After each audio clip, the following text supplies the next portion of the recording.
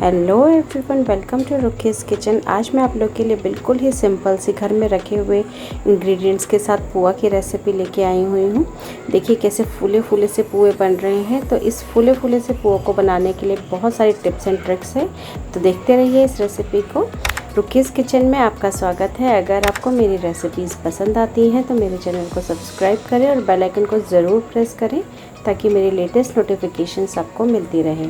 तो पुआ बनाने के लिए हम यहाँ पर 1 कप मैदा लेंगे और 1 कप हम यहाँ पर सूजी लेंगे। मेजरमेंट बहुत ही आसान है, सारी चीज़ें 1 कप है और हमने 1 ही कप चीनी भी लिया है।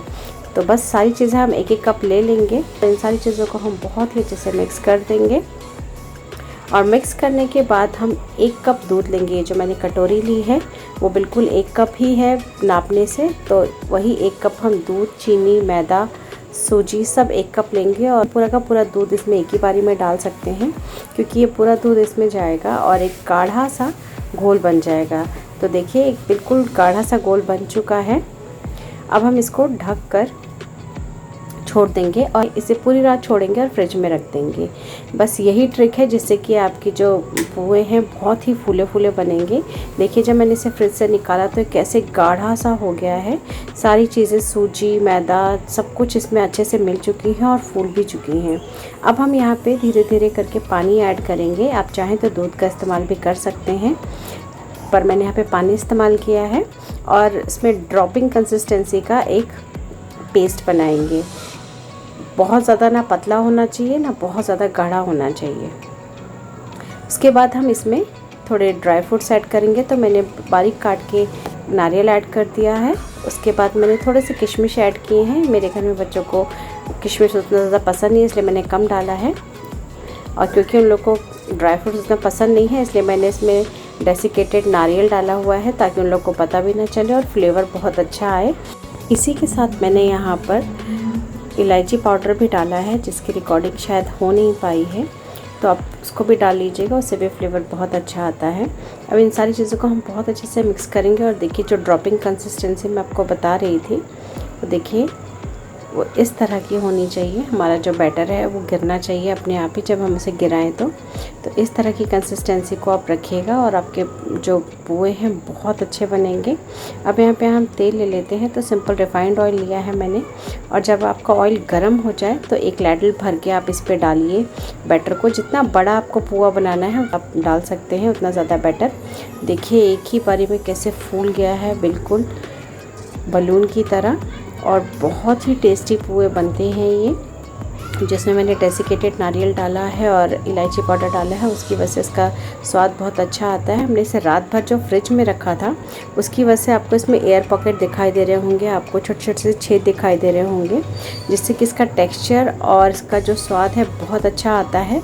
और ये जो इंस्टेंटली फूल जा रहा है डालते ही गर्म तेल में, वो इसीलिए हो रहा है क्योंकि हमने इसको रात भर जो है फ्रिज में रखा था। यहाँ पर जब आप पुए के बैटर को तेल में डाल देंगे तो फ्लेम को लो टू मीडियम कर दीजिएगा ताकि हमारा पुआ जले ना और अच्छे से अंदर से धीरे धीरे करके कुक हो। इसे उलटते पलटते हुए हमें अच्छे से पकाना है और तलना है ताकि इसका जो कलर है वो गोल्डन ब्राउन आ जाए। बहुत ज़्यादा डार्क ब्राउन अच्छा नहीं लगेगा इसका कलर। देखिए जैसा कलर इसमें दिख रहा है वैसा ही आना चाहिए, पर इसको कम से कम 5 से 7 मिनट आपको इसको पकाना पड़ेगा लो टू मीडियम फ्लेम पे, तभी जाके ये कलर आएगा। तो देखिए हमारा फूला फूला सा पुआ बिल्कुल बन के रेडी हो गया है और बिल्कुल देखने में बहुत ही अच्छा लग रहा है। तो इसी तरीके से हम सारे के सारे जो पुए हैं उनको बना लेंगे। सबसे पहली बात जब आप बैटर को डालेंगे तो आपका जो तेल है वो गर्म होना चाहिए। अगर आप ठंडे तेल में डालेंगे तो आपका पुआ कभी भी नहीं फूलेगा। तो ये ध्यान रखिएगा कि जो तेल है वो अच्छे से गर्म होना चाहिए। अगर तेल अच्छे से गर्म नहीं होगा तो फिर वो टेक्सचर नहीं आएगा आपके पुओं का। और उसके बाद आप फ्लेम को कम कर दें, लो टू मीडियम कर दें ताकि वो आराम से पकता रहे और धीरे धीरे करके उसमें गोल्डन ब्राउन कलर आए। और जब लो टू मीडियम फ्लेम पे उसके गोल्डन ब्राउन कलर आ जाएगा तो वो अंदर से भी बहुत अच्छे से कुक हो चुका होगा। अगर आप पुए के बैटर को उसी समय घोल के उसी समय बनाएंगे 10-15 मिनट के बाद, तो आपको ये रिज़ल्ट कभी नहीं मिलेगा। इसलिए आप कोशिश करिएगा कि आप ओवरनाइट उस बैटर को रखें, फ्रिज में रखें। फ्रिज से बाहर रखेंगे तो वो ख़राब हो जाएगा, फ्रिज में ज़रूर रखें उसे।